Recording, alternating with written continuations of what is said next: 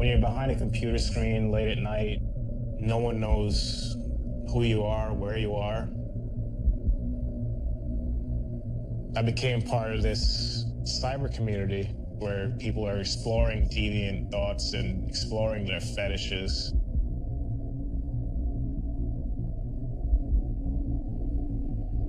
I'm not the only one out there with these thoughts. They were accepted. The anonymity makes you try and outdo the other person. Who could be the sicker one? Who could be the more depraved one?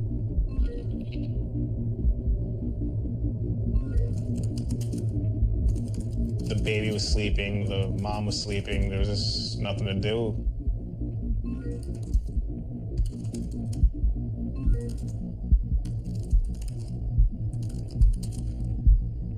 And then you shut the computer off and that's it.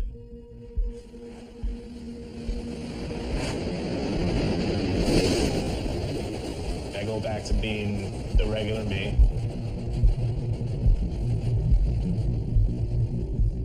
But someone might say the anonymous nature could also bring out who you really are.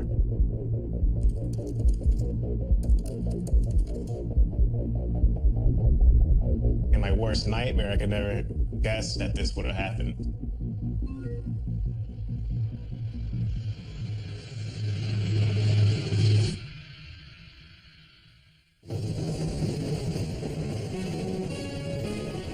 Breaking news, an almost unbelievable story. A New York City police officer has been arrested in a failed plot to kidnap dozens of women, cook them, and then eat them. Gilberto Valle has become known as the Cannibal Cop. The 28-year-old's wife uncovered the alleged plot. Charged in a conspiracy to commit kidnapping and allegedly used NYPD computers to get information on a list of victims. Defense lawyers did not deny his online activity, but called it a sexual fantasy that he would never act on. These are thoughts, very ugly thoughts, but we don't prosecute people for their thoughts. It comes down to this. Is this guy just fantasizing, or is there enough evidence to suggest he was really planning to do this?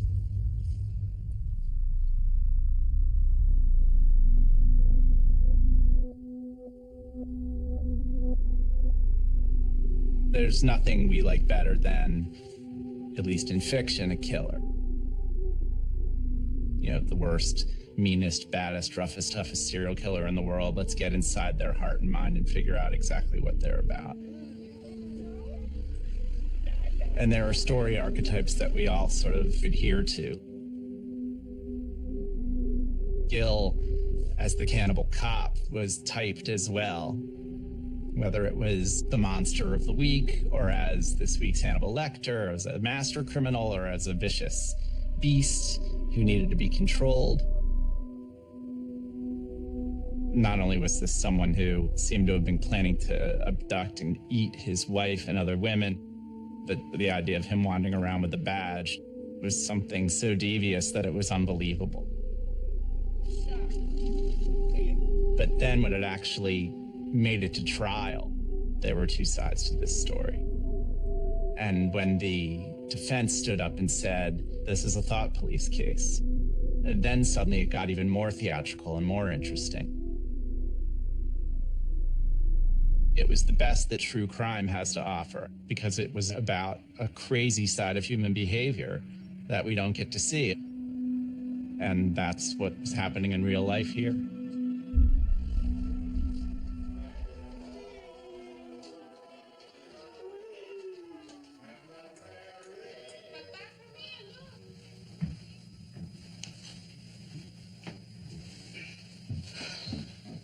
Audio's good? Excuse me, check 1, check 2. Check 1, check 2. Ready to go? Mm-hmm. There were a lot of myths about what was going on here. You get a picture painted in your head, you get a story, and you just start, once you have that initial concept, once that you have that preconceived notion, you start to seek out pieces of information that go with that jive with it, and you disregard things that go against that. You know, I want everyone to have all the facts in front of them before they make up their minds for themselves. I grew up in Queens, New York. My parents separated at an early age. Mom was more soft love, you know, she was there for emotional support. Dad would be the one to kick you in the butt. He was very, you know, strict, and we didn't want to disappoint my dad. Valle's arrest comes after the FBI obtained detailed accounts of the barbaric plans the government says Valle made his sick plans in online chat rooms. His father in disbelief. Of course I'm shocked. Is it possible? I don't think so. As a parent, now that all this has happened, a lot of different things come into the mind. Is he crazy? You know, all this stuff coming together. What is he? Is he crazy?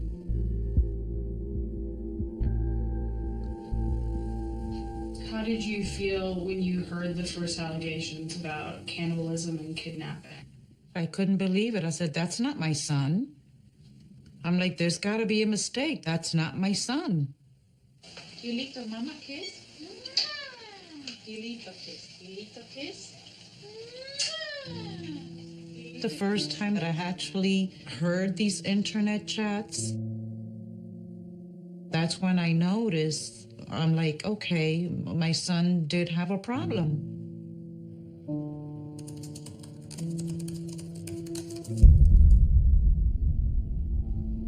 For the good boy that I know to be discussing women in such a way, it was just horrible. But if anything, he needed help. See a psychiatrist, see a therapist. I mean, I'm not saying whether it's right or wrong, but, you know, some people choose to let out their frustrations by going to the gym, punching a punching bag. That might work for them. For some, it might be getting on a site like this and fantasizing, you know, thoughts of horrible thoughts like that. Well, he created a monster. He's a good writer. I mean, how can anybody believe that one person is going to kidnap 100 women and cook and eat 100 women? Which one was in the trunk of his car? Which one was in the spit over the fire? Which one was in the oven? The fact that he's sitting there in his apartment while his wife and baby are asleep in the next room, and he's talking about, you know, slitting her throat, and the fact that he's going around in his police uniform, all contribute to a sense of dread around it. But was he involved in the planning of a real crime, and at what point is it appropriate to step in? There was no real-world attempt, but when they went through his computer, they found 24 sets of conversations, and 21 of them, people said, hey, is this for real? And Gil Valle said, no, this is a fantasy. No matter what I say, it's all make-believe.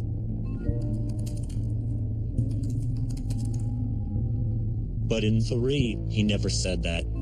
In fact, there were some moments in those chats where one of the participants would say, "Hey, are you for real?" And Gil Valley would say, yes, he was.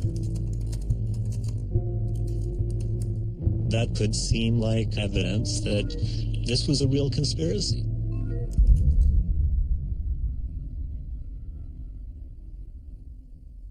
We do not have thought crime in this country. We do not prosecute people for what they think. It is permissible to have all of the thoughts from a criminal law enforcement point of view that Gilberto Valle had. What's impermissible is planning with another person to execute on those thoughts. 2 charges had been brought against him: conspiracy to kidnap, as well as an unauthorized use of a law enforcement database in order to gain some information about one of the victims.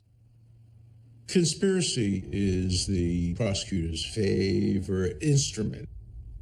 In order to be convicted of an attempt, you have to not only intend to do it, but you have to go beyond preparation and cross a line that suggests that you're going to do it unless something stops you. Conspiracy allows you to move that line back.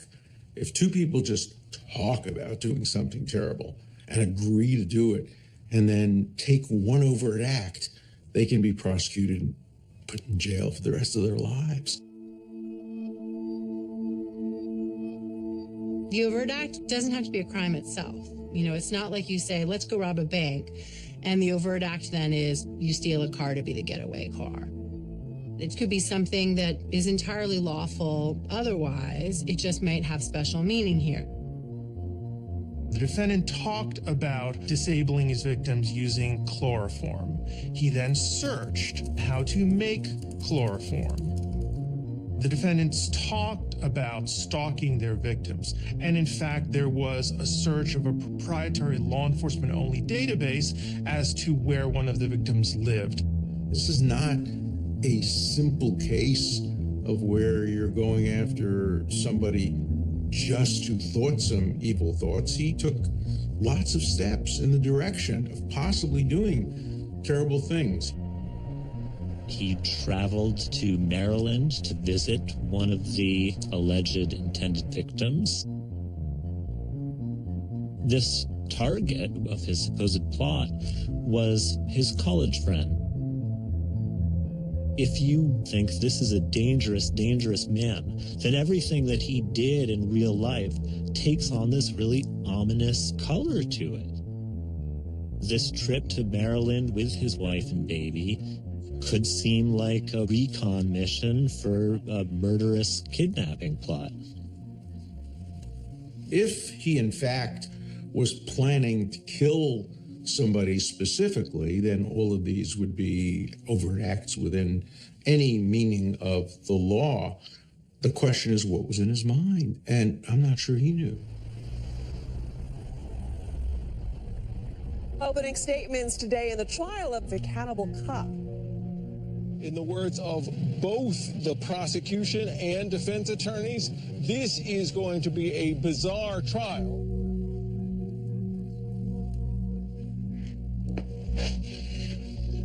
I don't get to draw nudes very often. I usually see people sitting in a chair, looking straight ahead at a judge. But I got to do people on spits, women being cooked and roasted, and visuals of dark fetish net. If you pull in, you could see little naked bodies. It's pretty amazing. I've never really seen anything like that in a trial. There were reporters there from all over the country. We'd heard a lot about this case, but now all of it was being laid out in front of us for the first time. There were 3 alleged co-conspirators: Michael Van Hise, somebody in Pakistan known as Ali Khan, and a man in England known as Moody Blues.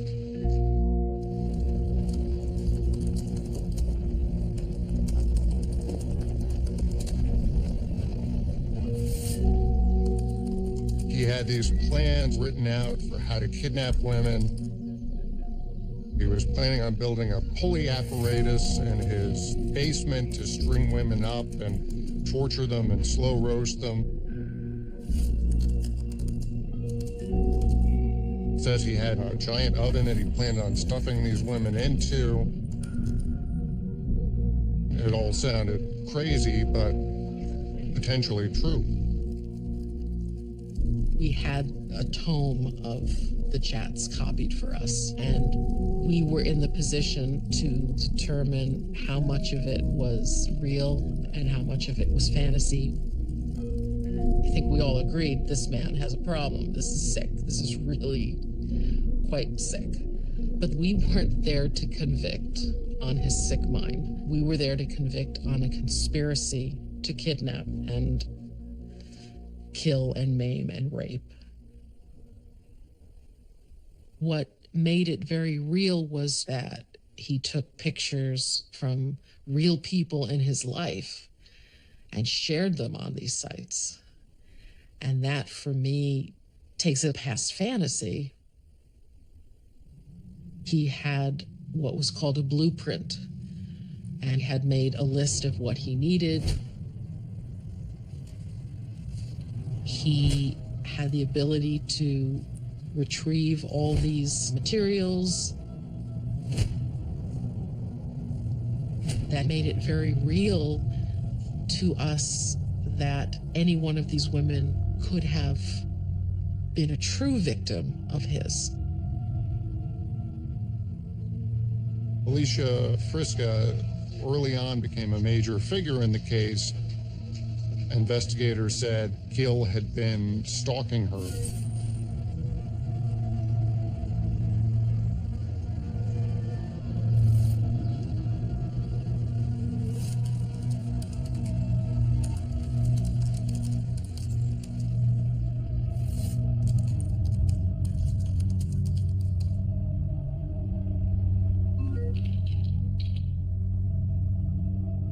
When Gil starts talking money with Michael Van Hise, that shift in tone is chilling. He's suddenly very, grisly and mechanical, and let's talk turkey. Here's how we're going to get it done. And that feels like things are starting to get more real.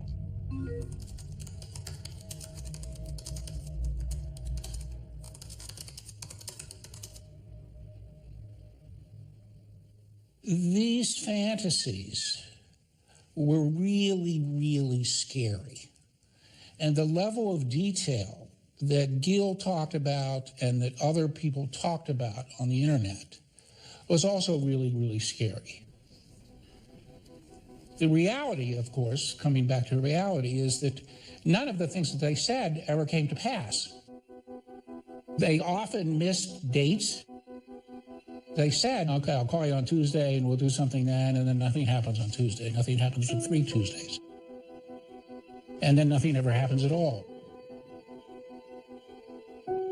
These are fantasies. There was no giant oven that could fit somebody inside of it. There was no pulley apparatus being set up in the basement. In fact, the basement was a laundry room for everyone in his Queens apartment building to use, and wouldn't be a very good torture chamber. Let's put it this way. If this was done on Craigslist, you would know you were being scammed. He didn't have any of the things you would need, according to his own blueprints and plans on how to do this. He made up false information that wouldn't be effective. You read about the case, you read about these chats, and you're horrified. You're turned off, you want to step away, and you're just like, this guy's a monster, whatever. Yeah, this is depraved language and unconventional thoughts, but there's no evidence.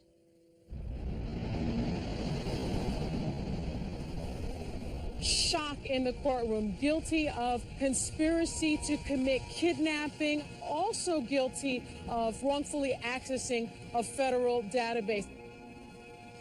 I almost froze in time, and all I kept hearing was guilty, guilty, guilty.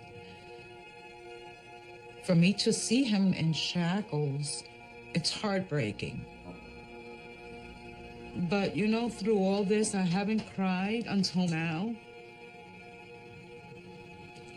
And I feel like I want to scream. I never let it out.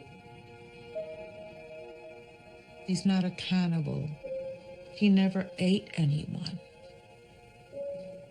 Isn't that the true definition of a cannibal, is someone that eats human meat? How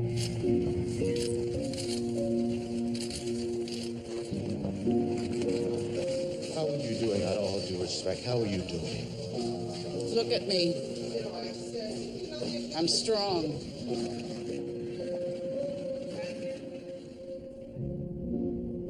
I went back to the prison, and that's when I broke down. I didn't want to do it in front of my family, but I broke down. I hear a couple officers talking outside. One of them comes in and says, Valley got convicted.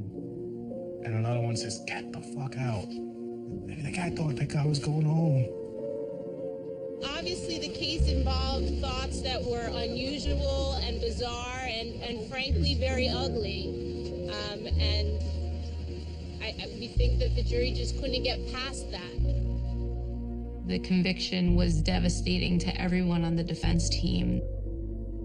You're representing a human being whose liberty is on the line, and when you lose, you lost it for this human being. I just think the jury didn't want to have the what if moment. Sure, he didn't act in the real world. Sure, this was all in cyberspace, but what if? We were always worried that that thought would prevail over an objective, rational, non-emotional view of the evidence. People can be prosecuted for their thoughts and convicted, which is even sadder to think about.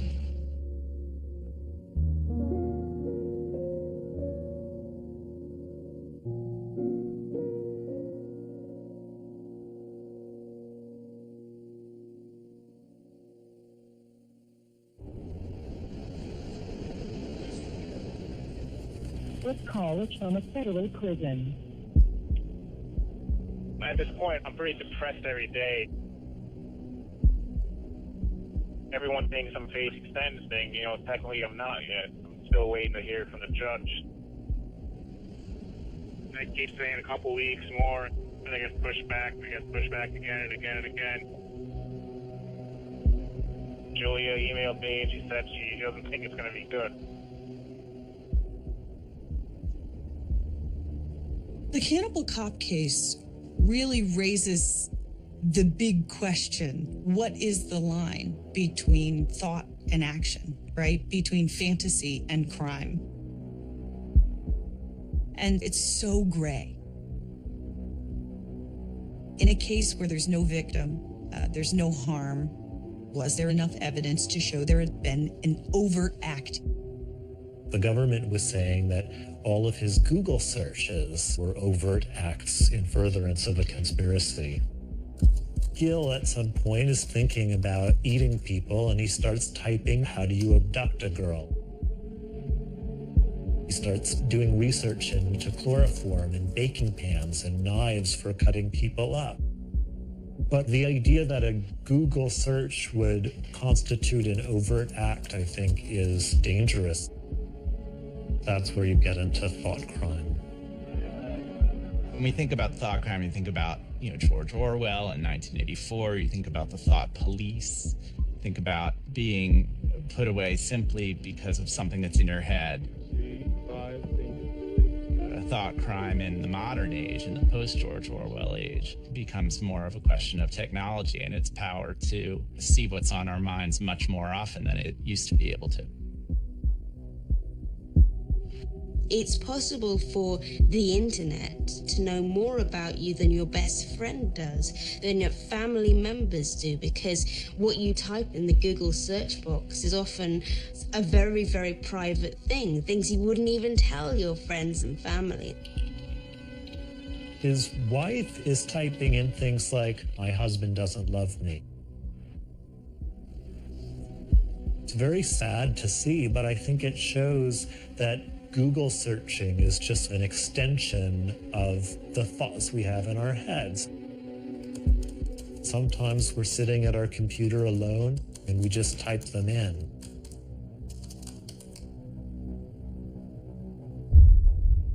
A lot of the searches that Gil was doing are as open to interpretation as those chats are.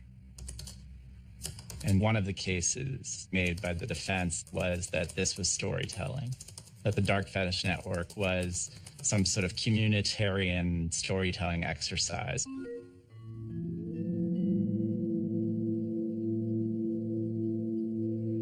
The same way that the prosecution is arguing that the chats are a window into Gil's thoughts, we can also look at literature as a window into the author's thoughts. Someone like Stephen King can write, any number of disturbing things about human behavior, and nobody's putting him in jail.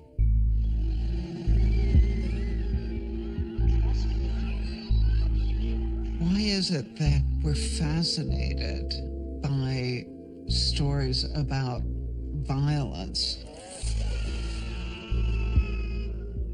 If you read, if you view movies, our stories move us immediately into a safe space where we can imagine the worst thing possible, our darkest side. All these violent stories go back to what our most basic primal feelings are. We have propensity for violence. We have propensity for all sorts of horrible acts. But if you can act on those urges in stories, then you don't act on them in real life, in theory. The Cannibal Cop case worries me because we're entering a new era and it's almost uncharted territory. It's always been fairly easy for us to draw a line between fantasy and reality. I mean, there are the stories and images, and then there's what happens in real life. Well, we are in the postmodern era where these boundaries are becoming more and more difficult to draw. It's a daunting prospect to think that everything we do on the internet is in fact a window into our true authentic selves. It's more that the internet invites us to be both who we are and who we are not. The fear that a space for open trading of fantasy becomes instead a policed zone in which, your thoughts may signal your future action is a real one. If we don't protect that space, I think we'll find ourselves in a much different society than the one that many of us thought we signed up for.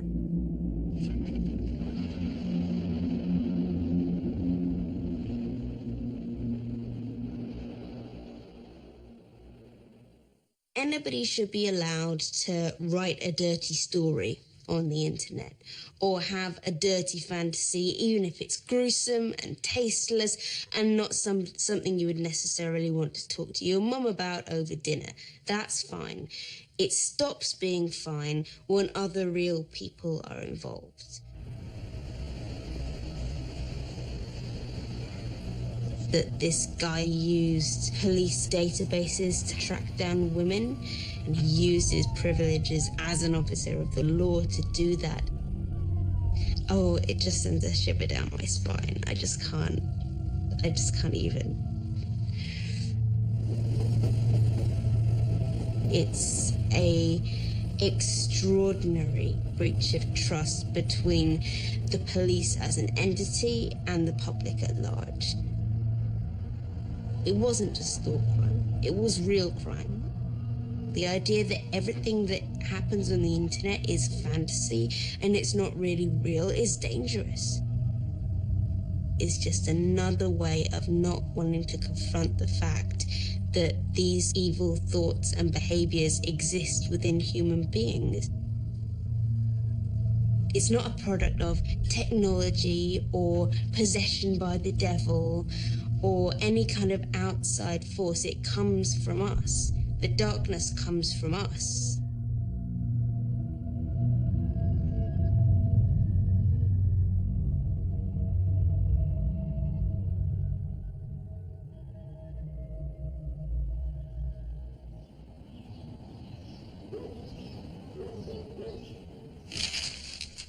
Look what I still have, his police uniform. I don't know why I kept it. Well, we're not going to wear that, certainly not. This doesn't, do I have to iron now? Oh, God. I'm so nervous. The judge is making a decision today. I called my family, I called my closest friends. I'm like, pray for me, pray for me. Because if there's gonna be bad news, I've been holding up all this time, Aaron. I've been holding up and I've been strong, but if I were to get bad news, I think that would be the end of me. I just want to give him a really big hug that nobody tells me, ma'am, you gotta leave. You know, I just want to hold on to him.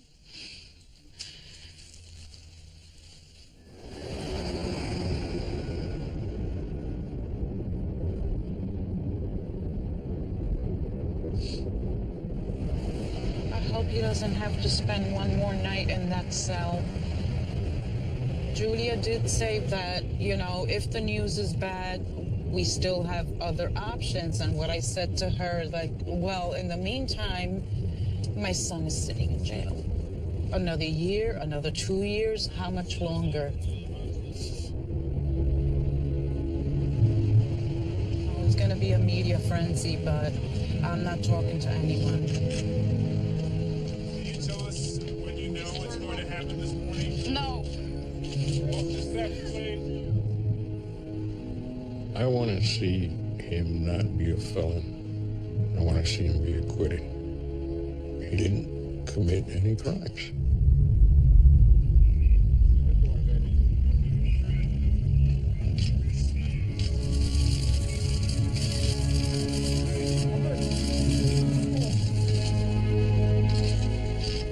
I'd like to make a very, very brief statement. I want to take this opportunity to apologize to everyone who's been hurt, shocked, and offended by my infantile actions. I also want to thank my family from day one. Their support never wavered. I've needed that more than anyone will ever know during this impossible situation. Forgive me, I'm tired. I want to go home and spend some time with my family. Thank you very much. After 17 months in jail, do you feel like justice has been done? Granting a judgment of acquittal on sufficiency of evidence grounds, which is what the judge granted, is very, very unusual. And it was front page news. And an acquittal means what? It means you're not guilty, okay? Doesn't mean that you're innocent. One could interpret at least some of the things Gil did as something that wasn't completely consistent with innocence. It could be considered an overt act when he went to the police database looking for targets. How are you going to feel if you let him off and he goes out and meets somebody?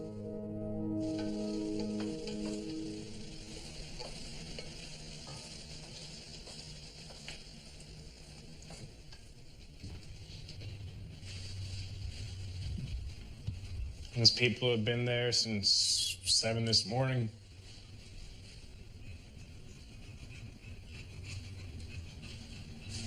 Even though I'm acquitted, I'm in home confinement. You know, I haven't really gotten the cabin fever yet, but yeah, I mean, a day like today, I'd love to be outside, obviously. Last night, I'm home and my son is here, and I thought I was dreaming. I couldn't believe it. Until this morning when he's like, Ma, I need underwear. Ma, I need this. Ma, I need that. I didn't know where anything was. Home. I didn't know where anything was. My boy is home. Everything got packed up from my apartment. I wasn't there. He doesn't know where anything is. There we go. Nobody's alarmed that I have a fork in my hand with people around? Everyone's good? All right. Be careful. You gotta laugh about it. Of course. He's a danger to society. The victims are in danger. The victims.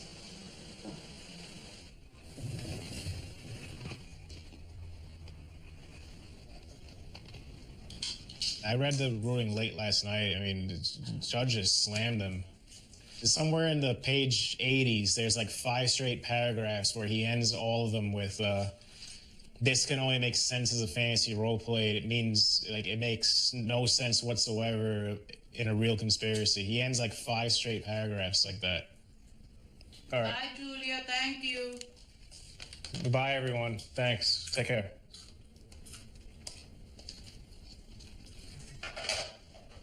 Does this come off, or we have to wait for the I don't know. government's appeal? No, we have to wait for the appeal. Oh, that can be months. Mm-hmm. This is something that was private, anonymous. It was a little bit of a skeleton in my closet, and now here, everything, this massive skeleton is out.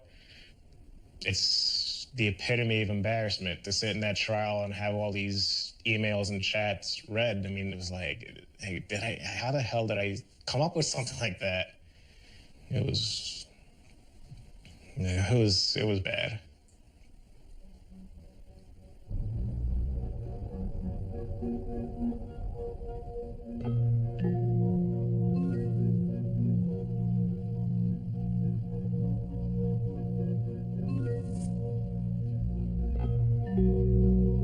I really don't know how I came across it at first, but it was there. I tried it out, and people thought I was pretty good. People accepted it, you know?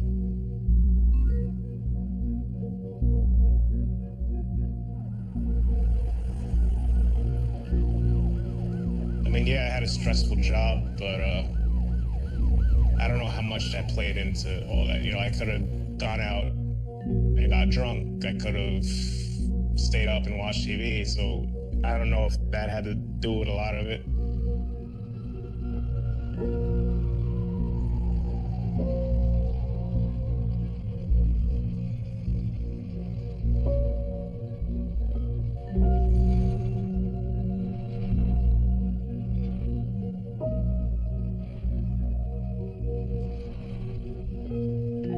Sexual fetishism is where our id comes out to play sexually. An item, a predicament, a mood triggers an arousal that is much greater than a simple bodily arousal. It's really difficult to understand why someone would be interested in something like that. A lot of people have asked the question, where does this come from? Because they think that something went wrong. Some abuse, some trauma, bad parenting. Many things have been blamed. Because we don't know clearly where things come from, there's a lot of room for interpretation, and there's a lot of room for judgment, and a lot of room for saying things like, they chose this. This is something that they could unchoose. But we don't choose what we're aroused by.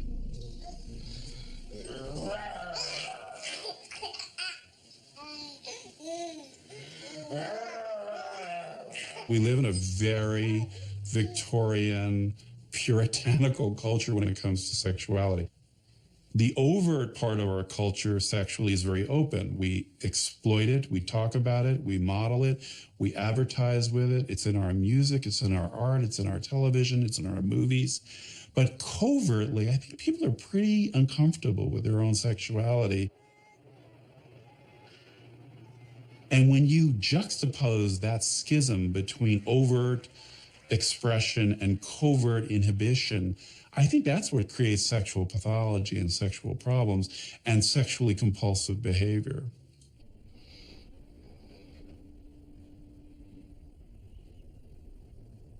Did Gil ever ask you questions about sex growing up? Not really. When I went to college, I got a whole box of Trojans, you know. He said, be careful, don't use them more than one spot or something like that. But he just laughed and took them.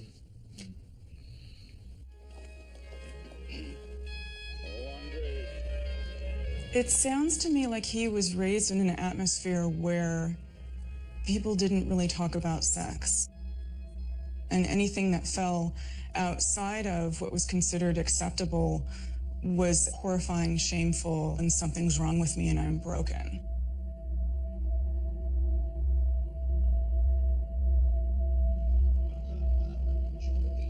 I thought about what led him to get on these sites.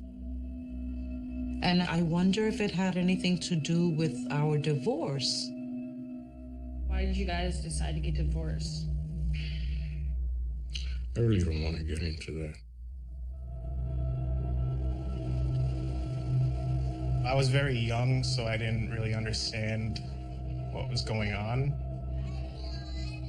My memories of them involve a lot of arguments, unfortunately. Weren't many happy times.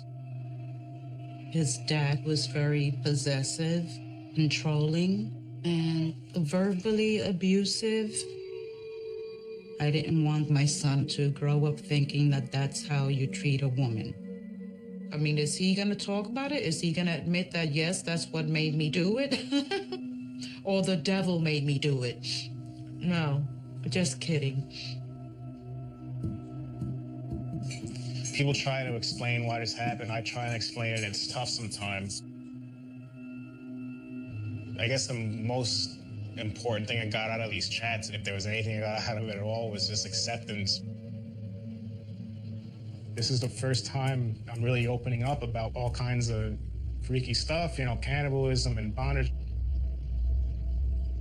All these years, it's all bottled up, and here's I have my chance to finally talk to somebody about it.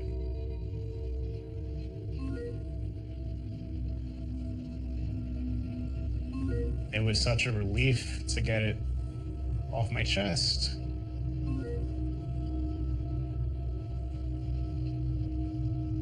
When you're typing it, you don't really think about it. You're just sort of in the moment. But as soon as the computer went off, it's over. You know, I'm the person who I am. I'm incapable of any violence. I couldn't hurt a fly.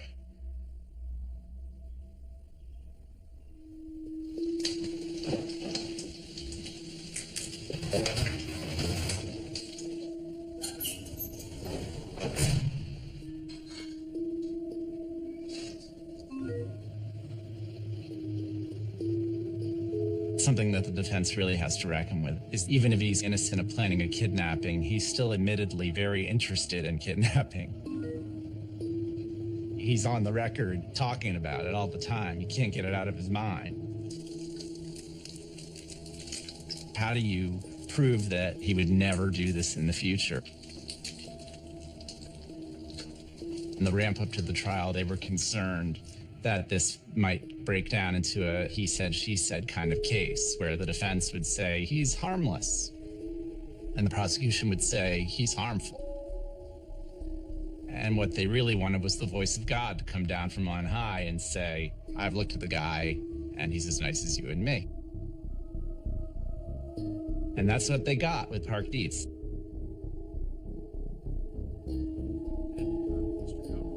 He is a titan in the field. He's interviewed John Hinckley Jr., he's interviewed Joel Rifkin, he's interviewed Andrea Yates.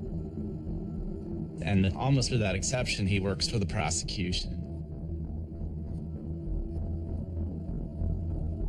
That he would draw the conclusion he drew, which is that this guy's as safe as you and me. That's a huge deal. But then, when the trial actually happened, they decided not to bring him on the stand. For Dr. Dietz to have actually testified that deviant sexual fantasy doesn't relate at all to those who sadistically rape and who sadistically murder, he would have been slaughtered on cross-examination. Dr. Dietz himself has written about how people with sexually violent intentions, not just fantasies, but offenders to be, may seek out law enforcement positions because of their ability to more easily access prey. But the defense suggests that Officer Valley was indulging in these cannibalistic chats and websites because he was coping. So let me get this right. This kind of behavior is coping? You show me one sex offender treatment program that tells people, go on the internet and cope with your deviant sexual arousal by just engaging with chats about cannibalism. People, I'm just, boy, what a therapeutic remedy. A psychiatrist that was retained by the defense said that looking at these websites was a way to cope with those urges. In your experience, have you heard of anything like this? No. I have not heard of anything like that. I don't know that I would say that looking at those websites is a way to cope with or manage those urges. I would personally not prescribe that to a patient and say, well, if you're having these violent fantasies, just look at websites online and that'll help quell those thoughts and urges. In fact, I would wonder whether it would excite those urges. If you exercise certain neural pathways, what happens is there's a certain reward circuitry that gets activated in the brain, and when you reach a certain threshold, it becomes a habitual or compulsive pattern. And the pathways to the prefrontal cortex that are responsible for judgment and reasoning and making good decisions shut down simultaneously. So you have a combination of elevated, pleasurable stimuli in the brain with poor judgment. And that's kind of a perfect storm for problems.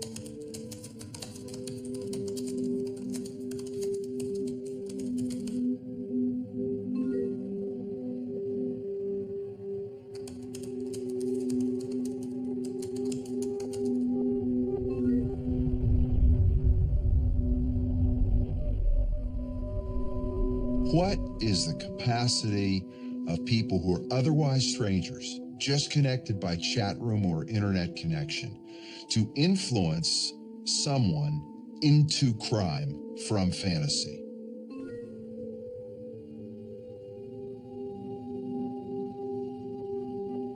Some fantasies remain fantasies. Some fantasies graduate.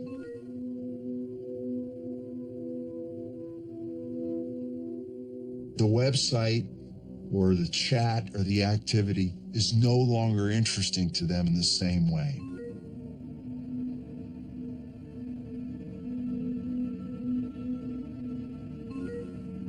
But acting on it would be.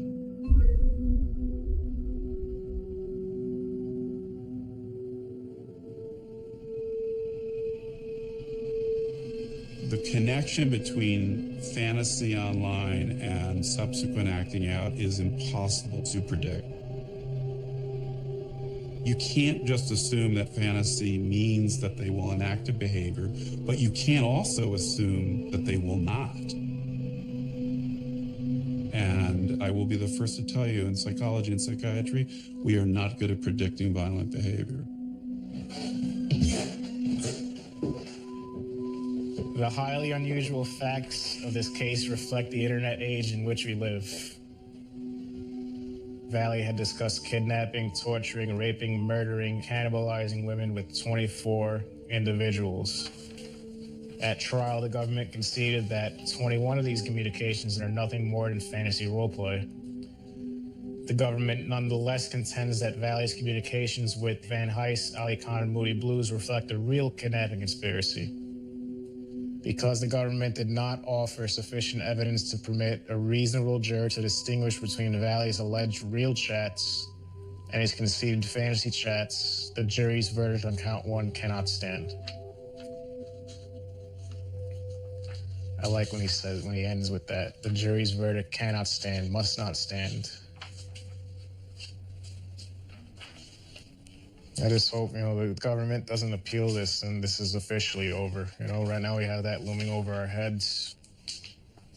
Until this thing comes off, it's not over,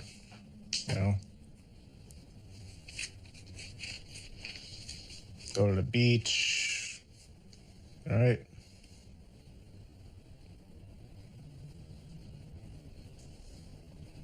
Make my cross-country trip.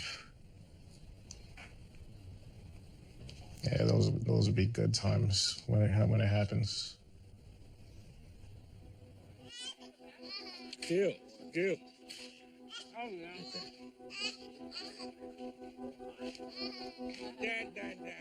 Perhaps the most significant aspect of this story is that Valley's sexuality was hidden.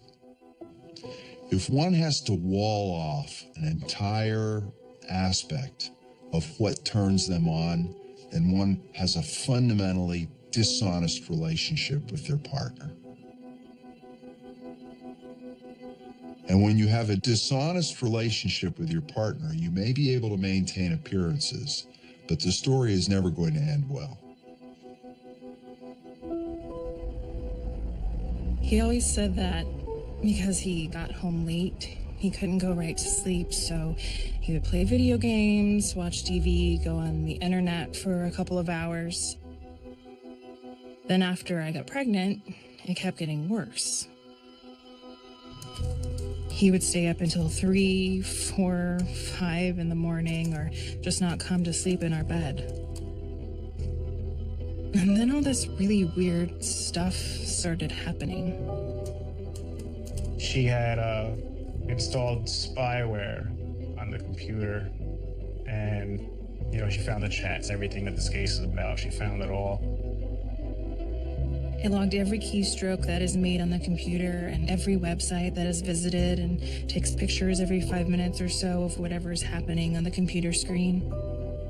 There were all of these websites that I had never seen. Dark Fetish Net, Sexy Amazons, Dark Fet, Motherless, Fet Life. I mean, I know S&M is kind of popular, like 50 Shades of Grey, but this seemed different. The girl on the front page was dead.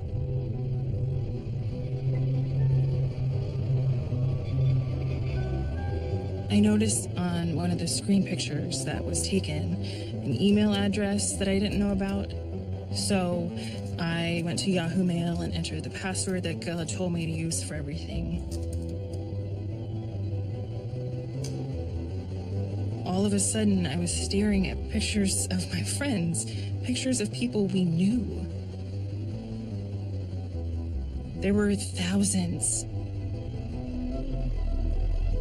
She confronted me that morning and left with the baby. I didn't really know what she was planning on doing or how long she was planning on staying. We did stay in touch throughout.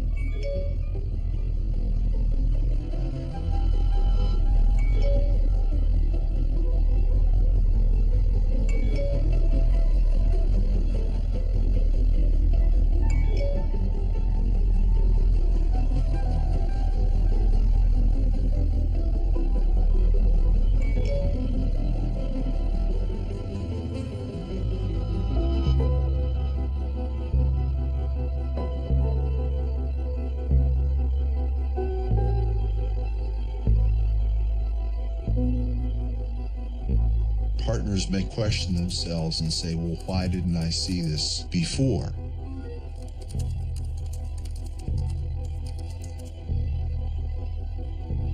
But we've had an unexpected proximity to a side that he doesn't show to others, wouldn't even show to his wife. I was going to be tied up by my feet and my throat slit. They would have fun watching the blood gush out of me. Over and over again, just kept saying that the suffering was for his enjoyment, that he wanted to make it last as long as possible, that he had no remorse.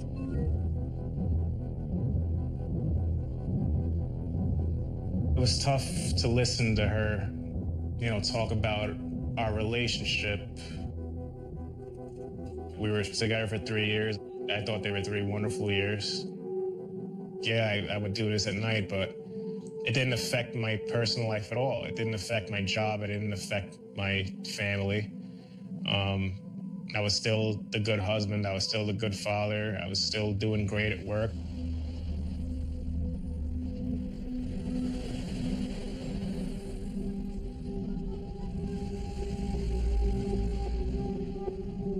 It's hard to say what to do with the input of a law enforcement officer who's an accused sex offender. Every person charged with a crime will deny, rationalize, and distort facts and details in order to make his behavior acceptable.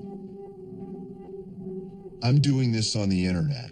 But I'm doing it because my wife is sleeping with our newborn. Oh, I get it.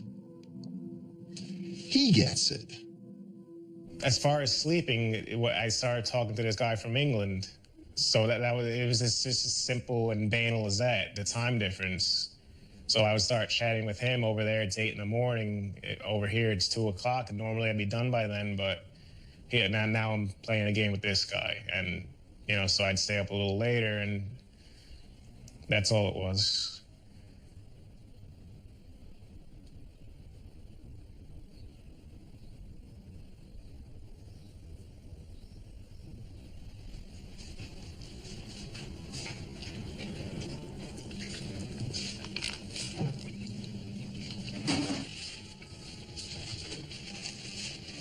Isn't that amazing?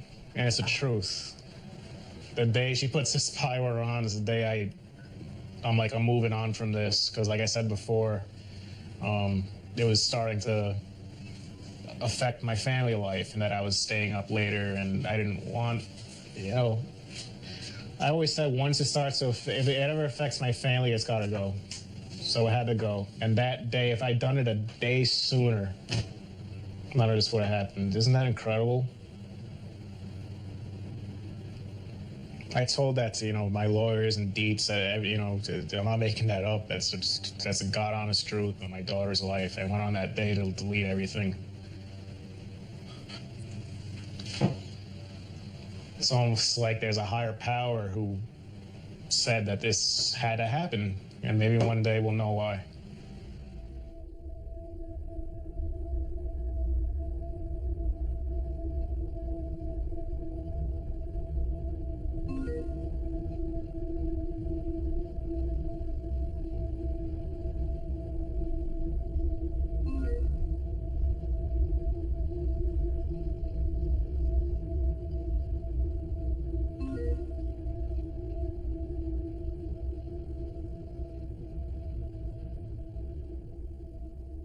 I honestly don't know about this guy. I think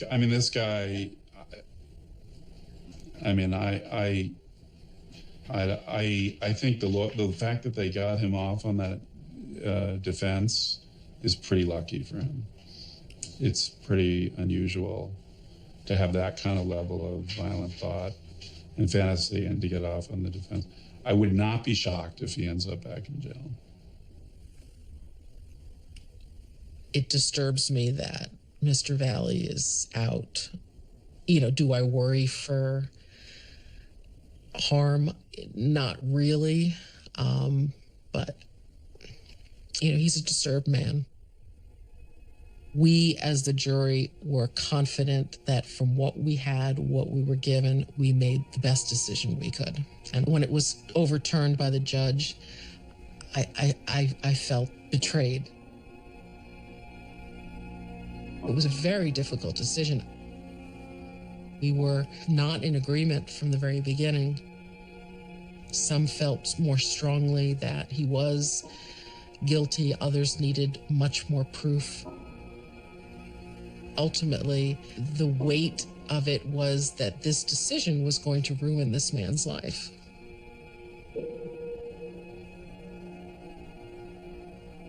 When the trial ended and the judge read the charges, before we even talked about anything, we wanted everyone to understand what the charges were and what needed to be satisfied in order to convict. Illegal use of his police database, the entire jury agreed that he was guilty immediately. And it was just the conspiracy charge that we really needed to take our time with. We dissected the chats that he had with various people, and this particular line of chats with Moody Blues was very different from the others.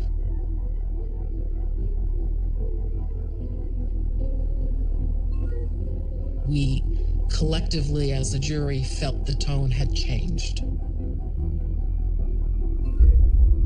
We read them over and over and over again, and even the people reading them had to stop at some point because we just couldn't take it.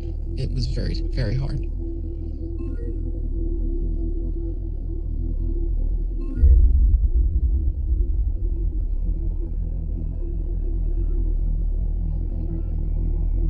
He was taking the steps to take it to that next level, to make his fantasy become real. How long does one wait till one goes through with it?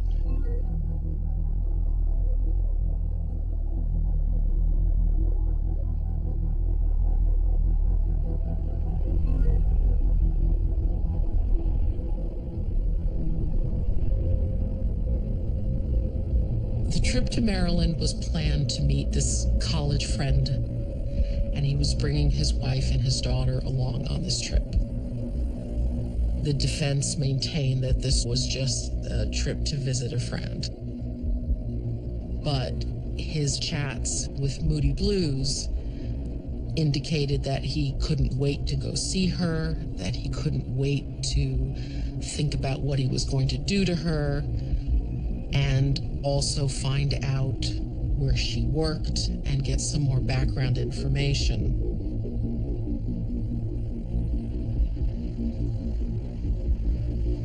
It was proven that he did drive by her office because he had texted to her about, was that your building? Apparently the building has some significance on this road.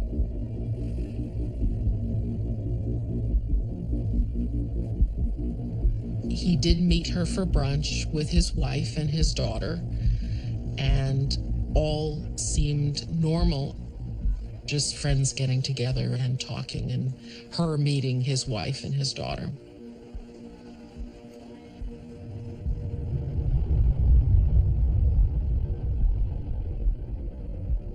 A normal person in real life comes back from a road trip. They've been driving. They've been with their family and their baby, and they come home and they unpack and they relax and they figure out what they're going to do for dinner. Based on the timeline, this man went straight to his computer and straight to his friend to chat, almost like he was reporting in. And you could tell he was excited about it.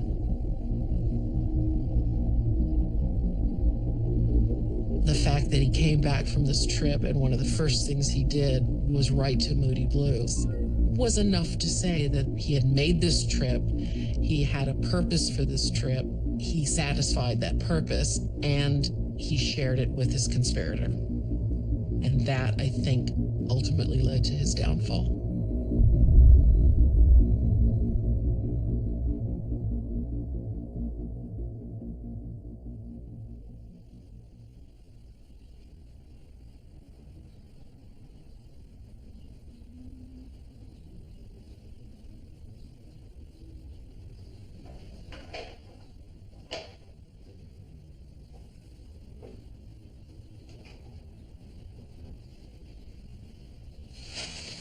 You know, we sort of expected this. I mean, we felt good. Maybe they wouldn't, but this just buys them more time.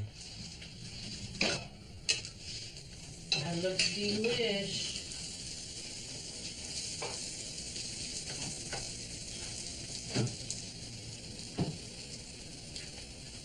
You know, I gave myself a couple hours just to be down, but,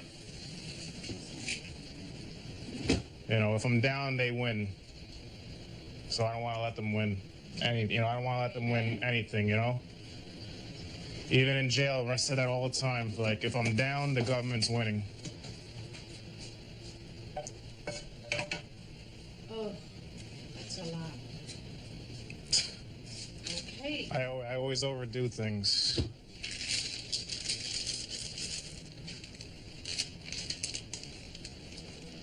I guess Mom can get used to having me at home.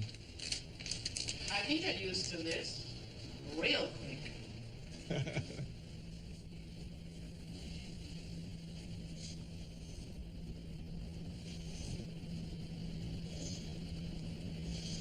I'm gonna be stuck in here for how many more months? You know, I was looking at possibly going out this weekend.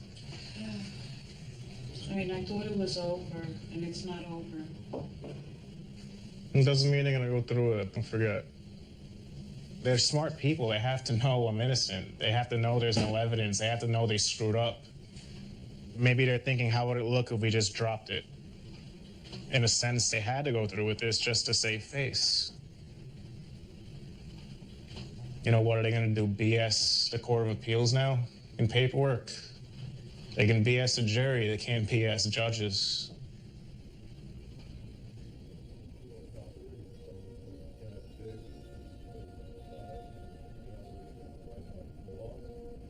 My father always taught me to defend the underdog.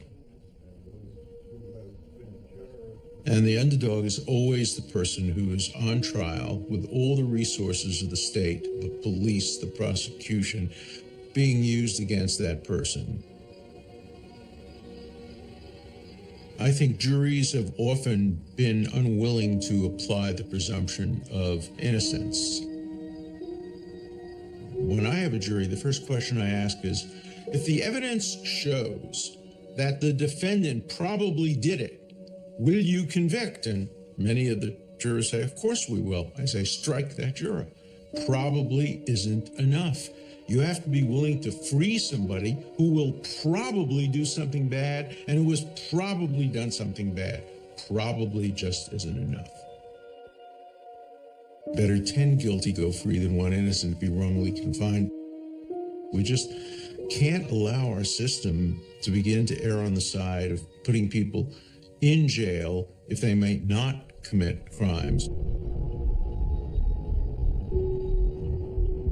They said that the line between fantasy and reality crossed when he had lunch with a girl in Maryland. So that makes it seem like shit, like when Gil had the lunch with this girl, you know, maybe he was thinking about something. As far as coinciding with the chat, I knew, like, yeah, I had the chat, but, you know, I was with my wife and daughter. Nothing ever happened at the brunch. They made the whole weekend out to be a surveillance episode. I went down Friday night. I saw 5 people that weekend. We did things as a family down in Maryland. And the whole weekend was about surveillance. I mean, it's just... And this is the database. Right.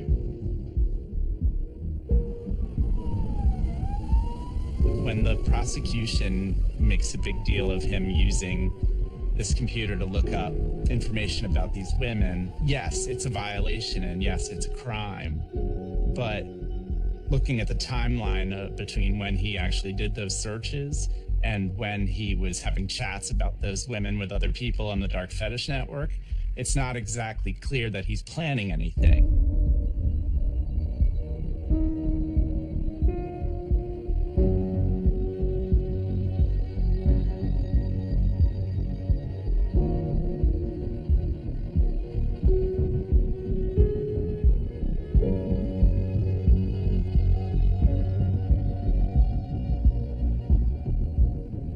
They might have had more of a case if he looked up that information and then 5 minutes later, there's a record of him emailing somebody from the dark fetish network saying, here's the address. But he didn't even give anybody on the dark fetish network their addresses. He didn't even give them their last names. There's one potentially very telling moment in the chats where Moody Blue says, what's her address? And Gil says, I can't do that. I can't give you that. Suddenly the bubble bursts.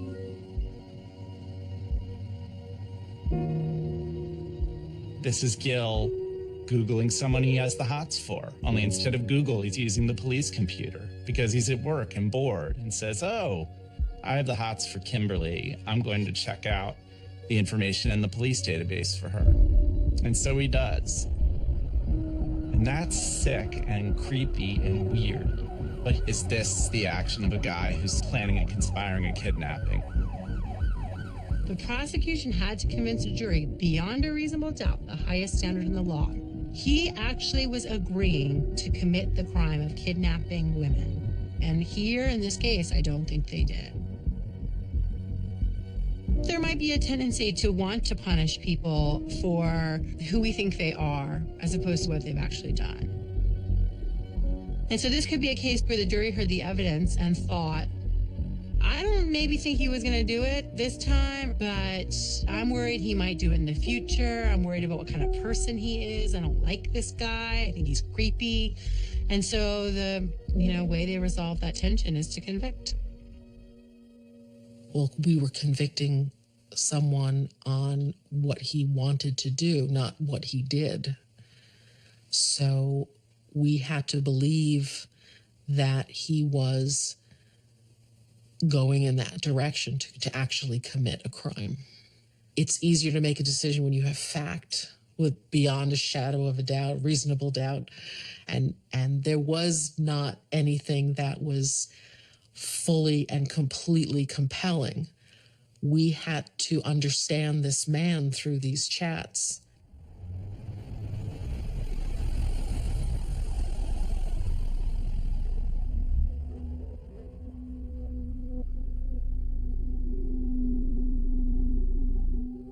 When the police got this information, absolutely they were right to act on it. No one in their right mind, I think, would suggest when his wife came and said, look what I have, these disturbing chats, and my husband, by the way, is a police officer with some power, that they should have said, go home, ma'am, no big deal, right? What should they have done? They should have initiated an investigation. It could have been as simple as an undercover agent signing up for an account on darkfetishnet.com and trying to engage him and make real plans. Since Gil's conviction and since it's been tossed out, there's been movement on other cases related to the dark fetish network, where the feds took the extra step of creating a sting operation. And there have been people who've been convicted after they met with agents to plan the kidnapping. One of them, Ash, actually went so far as to create a kit. He started collecting items that one might use in a real abduction and torture scenario. He had needles and handcuffs and speculums. He even went and he bought a stun gun. You can see that they took this so much farther than Gil did. It makes you realize that there is this whole, so many steps before you get to actually lunging out of a car at someone and trying to hurt them. some very reasonable people could come to the conclusion that unless and until he's in a car with the rope and the chloroform headed to wherever victim 3 lives, it's not enough. Some reasonable people could also say even that's not enough.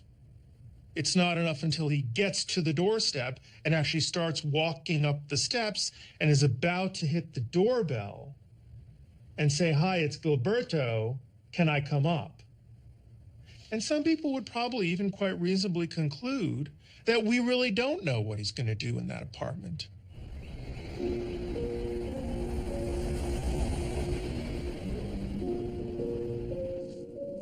There is always reasonable doubt about whether or not someone is going to take a particular action. We don't know, right? And police officers don't have some magical psychic wand that allows them to know either. We don't want to give the government the ability to decide what fantasies meet the thought police's bar for acceptability. That bar is rightly high. Look, if the First Amendment protects someone fantasizing about violently raping and killing and eating a woman, it's going to protect pretty much anything you're thinking about. And that's what principles mean. They make us uncomfortable, and we apply them regardless.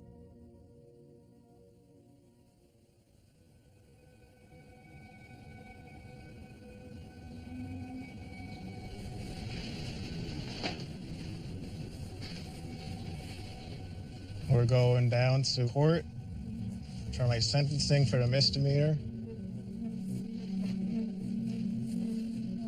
The big news out of today will be whether or not this house arrest is over. Number 2, is the government going to go through with their appeal?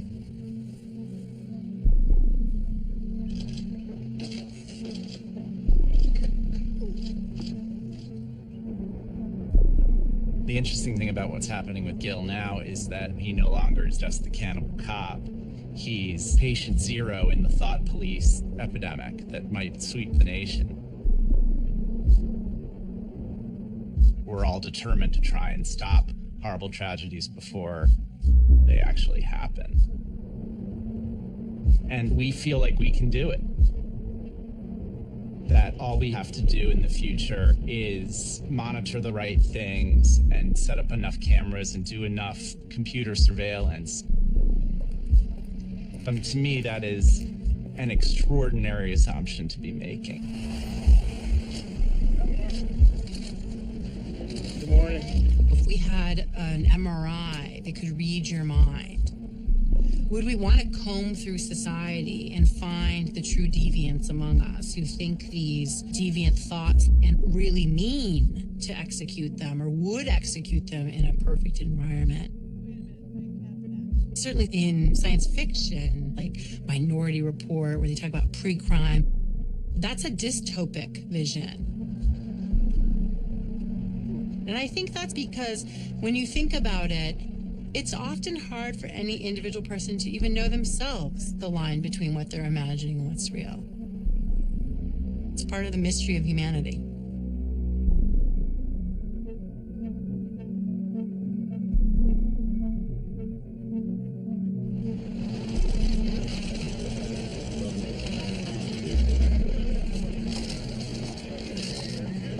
You know, there's been a lot said about me when these allegations came out.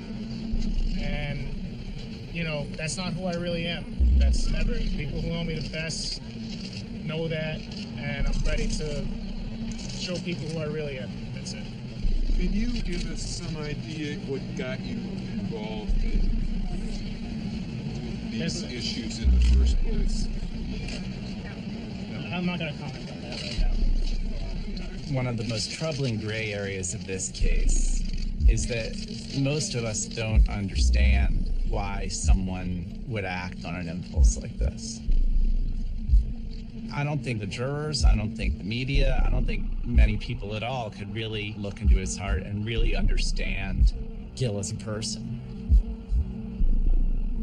Is he a harmless teddy bear of a guy, or is he a nefarious master criminal? I really don't know. Look at this beautiful thing right here. Bear skin. I think part of you wants me back, but the other part of you wants to kill me. I don't know which Gil is real. I'm afraid I don't know you at all. What makes somebody an ethical human being isn't what they think, but what they choose to do with the thoughts. Somebody can be having the most dark, depraved thoughts, but if they don't do anything about them or find an outlet that is entirely harmless, then that doesn't stop them being a decent human being. And in the gap between thought and action, that's where people actually discover what kind of human being they are. And I think people have to be allowed to make that discovery and then live with the consequences. There's no news yet with the appeal. They haven't submitted anything yet. Today's the deadline. So I guess they have until 11:59. They'll probably wait till 11:50. But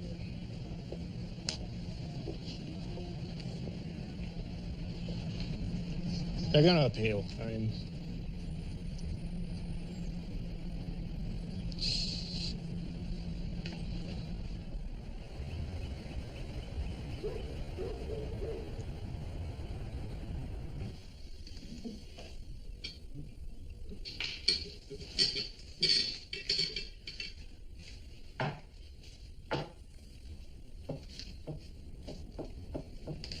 I don't want to get my hopes up, but they didn't mention it in court. I don't know. They haven't filed it yet. But I don't want to get my hopes up. It's already been such a good day. But this really could be over tonight. Completely.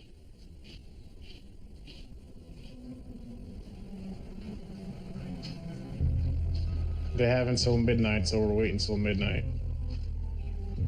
Then that's it. They never asked for more time.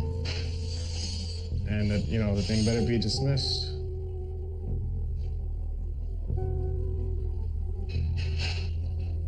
Nothing we see yet. Tick tock, let's go, midnight. Go on.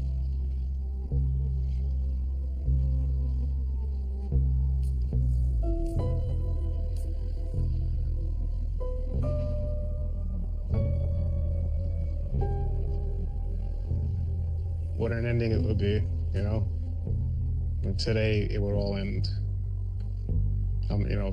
The supervision I'm not worried about. It's not like I'm gonna go out and commit a crime or anything like that. I have no desire, not the slightest inkling to get back on any fetish website. Those days are gone. Nothing will be hanging over my head anymore.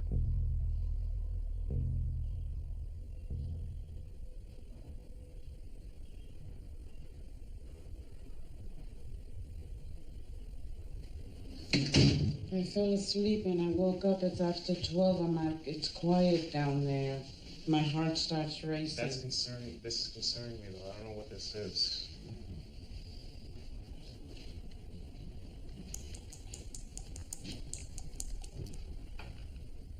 I'm on something called Cases Selection Table, and we're on the Second Circuit for sure.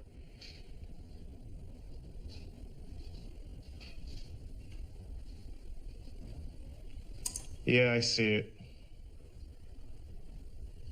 Yeah.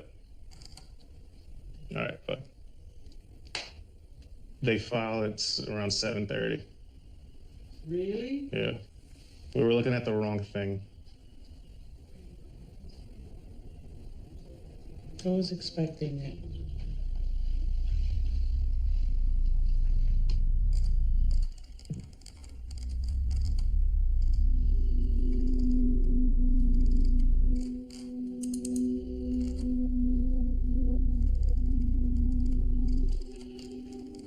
It's the same arguments, you know, that I conducted surveillance. Oh, dear God. Yeah. So they really want to make it. I attempted to establish trust. It's laughable.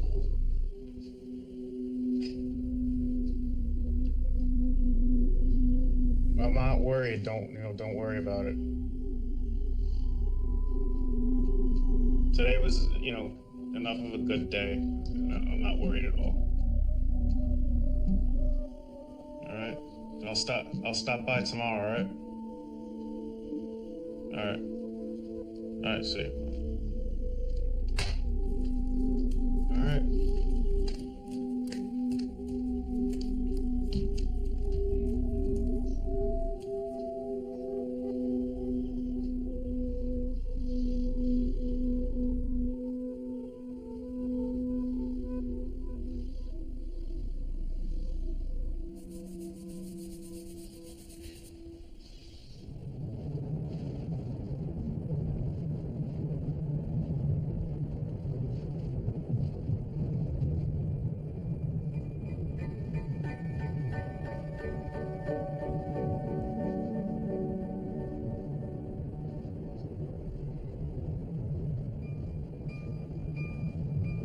Let's hope my cell phone is not 700 yards from somebody I knew in high school.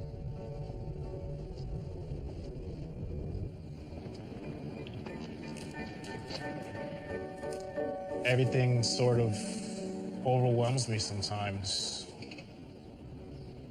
With the appeal coming and the notoriety that's now surrounding my life. Well, sometimes I feel like someone's watching me. But the first couple weeks I was out, I realized that no one was really recognizing me. So I started getting more and more comfortable going out. And I thought the next step was to get to dating again. It's been a long time, I think sometimes I'm craving I'm craving some companionship. There's nothing wrong with that. If I do go, out with a girl, at what point in the dating process do I bring this whole thing up? She either be, run for the hills, or she'd be somewhat curious, interested. I don't know, there have to be people out there who are interested. But some people are gonna think I should be locked up for the rest of my life. There's no getting around that. I made a bad mistake, a really bad mistake. But, it's not gonna cost me the rest of my life.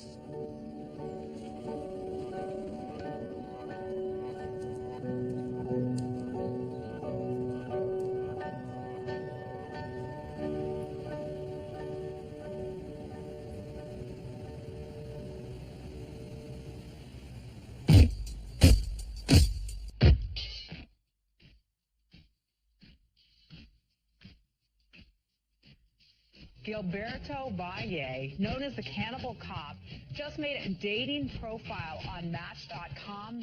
What's he list under some of his? This is even better. Under some of his likes? Cooking is one of his likes. I love that he said that he drinks an abnormal amount of coffee. Like, that's the real turn on. That strategy is admitting a flaw that's harmless. Yeah. You don't say, I like to eat dead women. You say, I drink too much coffee. And they go, oh, he's honest. And he cares too much. And he cares too much. I care too much. I love pets. Yeah. I mean, this was really a bad guy. I don't want to be a buzzkill, but, ew. How are you going to meet women now? I have no idea.